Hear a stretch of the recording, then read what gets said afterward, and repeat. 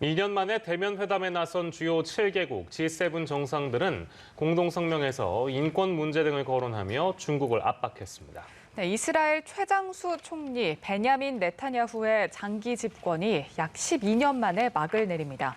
밤사이 들어온 글로벌 뉴스 김지수 기자와 살펴보겠습니다. 어서 오십시오. 안녕하세요. 네. 11일부터 13일까지 영국에서 열린 G7 정상회의 폐막했는데요. 어떤 결실을 맺었는지 좀 알아볼까요? 네, 우선 한반도 비핵화 문제와 관련한 내용을 살펴보면요. 주요 7개국 G7 정상들은 공동 성명에서 미국의 대북 외교를 지지했고 북한을 향해 대화에 나설 것을 촉구했습니다.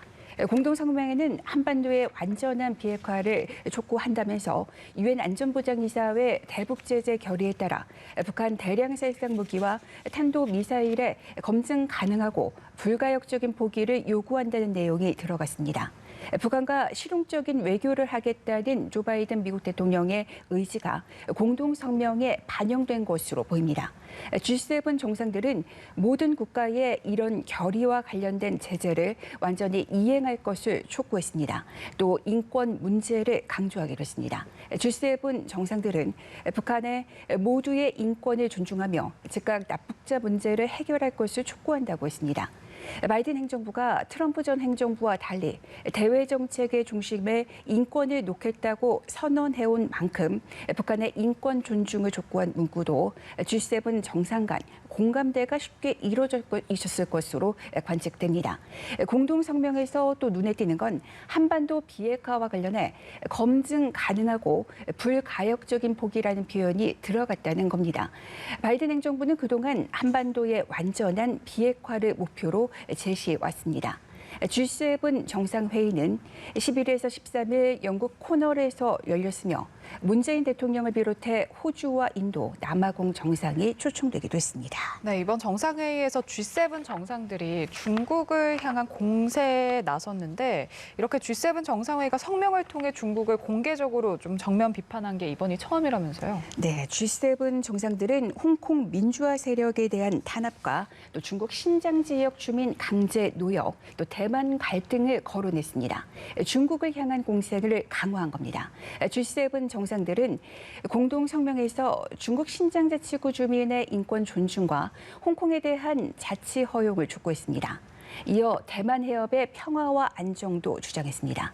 또 글로벌 경제의 공정하고 투명한 운영을 저해하는 중국의 비시장 정책과 관행에 대응하기 위해 지속해서 협의할 것이라고 밝혔습니다. 특히 이들은 중국의 거대 경제권 구상인 1대1로에 대응해 새로운 글로벌 인프라 파트너십을 구축하기로 했습니다. G7 성명에는 코로나19 기원 재조사를 촉구하는 내용도 들어갔습니다. G7 정상들은 이번에 코로나19의 중국 우한 실험실 유출설을 포함해 다양한 가설을 논의하기도 했습니다. 중국은 자국을 겨냥한 G7의 움직임을 강력하게 비판했습니다. 앞서 영국 주재 중국 대사관 대변인은 작은 집단이나 정치 블록의 이익을 위한 것은 사이비 다자주의라고 비난했습니다. 네, 그리고 이번 G7 기간에 한미일 혹은 한일 정상회담 개최 여부에 관심이 모아졌었는데 끝내 불발됐죠? 네, 문재인 대통령은 초청국 자격으로 바이든 대통령과 스가 총리는 G7 회원국 자격으로 각각 참석했습니다. 문 대통령의 G7 정상회 참석을 놓고 일각에서는 2019년 12월 이후 1년 반 만에 한일 정상 간 대면 회담을 통해 경색된 관계를 반전시킬 발판이 되지 않겠냐는 기대감이 나왔습니다. 중국 견제에 뛰어든 바이든 대통령이 한미일 협력에 무게를 실은 데다 스가 총리가 도쿄올림픽의 전국적 개최를 지상과제로 삼는 만큼 문 대통령과의 회담 가능성에 한층 무게가 실렸습니다. 문 대통령은 지난해 9월 취임한 스가 총리를 향해 두 나라 간 현안 해결을 위해 노력하자는 메시지를 보내왔습니다. 하지만 한일 정상회담과 한미일 정상회담의 불발로 한일 정상의 만남은 기약 없이 미뤄지게 됐습니다. 한일 두 정상은 12일 확대회의 전에 처음으로 조우에서 반갑다는 인사를 나눴고 이어진 만찬에서 1분 정도 대화한 것으로 전해졌습니다. 두 차례 모두 문 대통령이 다가가서 조우가 이뤄졌다는 전언입니다. G7 정상회의가 열리는 동안 G7에 한국, 호주, 인도, 남아프리카 공화국을 참가시켜 확대 개편한 것에 일본에 반대했다는 보도가 나왔습니다. 니혼 게이자의 신문은 일본이 손님 국가로 한국, 호주, 인도를 부르는 것은 괜찮지만 G7 확대에는 반대라고 호소했다는 겁니다. 이번 G7 정상회의의 의장인 보리스 존슨 영국 총리는 한국을 비롯한 4개국과 G7을 아울러 민주주의 11이라는 의미로 D11이라고 개막 직전 성명에서 규정하는 등 일각에서 D11이 G7을 대신하는 틀로 발전할 것이라는 시각이 부상했는데 일본이 여기에 반대했다는 겁니다. 이와 관련해 한국이 참가하게 되면 아시아 유일한 G7 국가라는 일본의 지위에 영향이 생길 수 있기 때문에 반대했다는 분석이 나오고 있습니다. 네, 이렇게 G7 정상회의는 막을 내렸는데 저희가 또 눈여겨봐야 할 일정이 하나 더 있죠. 바로 16일 스위스에서 열리는 미러 정상회담인데 이 정상회담을 통해 미국과 러시아 양국의 관계가 개선될지 주목되고 있죠. 네, 미국과 러시아는 최근 미국 주요 산업 현장에 발생한 해킹 문제로 사이가 더욱 껄끄러웠습니다. 미국 최대 송유관 업체와 최대 정육 업체가 잇따라 랜섬웨어 공격으로 멈춰섰는데 미국이 이를 러시아 기반을 둔 해커의 소행으로 봤기 때문입니다. 그런데 16일 회담을 앞두고 푸틴 대통령이 먼저 미국과 러시아 간 사이버 범죄자를 상호 간에 인도할 수 있다고 밝혔습니다. 최근 발생한 미국 내 해킹을 일으킨 범인이 러시아 국적이라면 이 범인을 미국에 인도할 수 있도록 한다는 얘기입니다. 푸틴 대통령의 이 같은 제안에 바이든 대통령은 열려 있다는 입장을 밝혔습니다.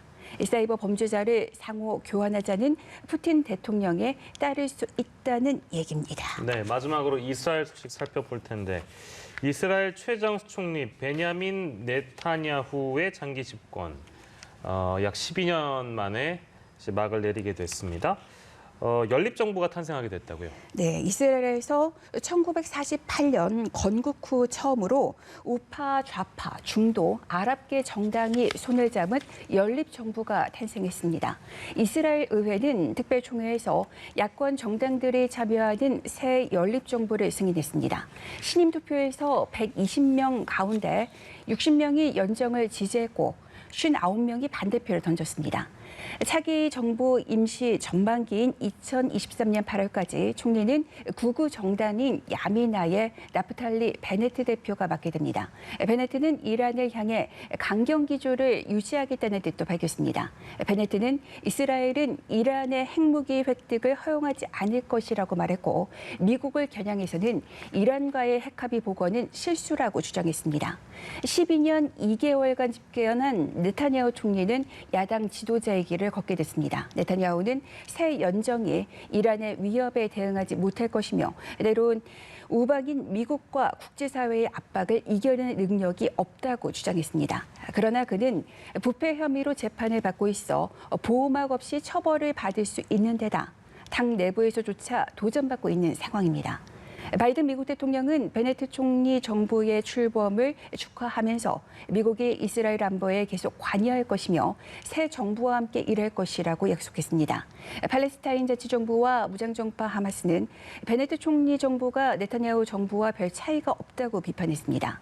네타냐후 집권에 불만이 컸던 일부 시민들은 새 연정 출범 소식이 전해진 뒤 거리로 나와 정권 교체를 촉구했습니다.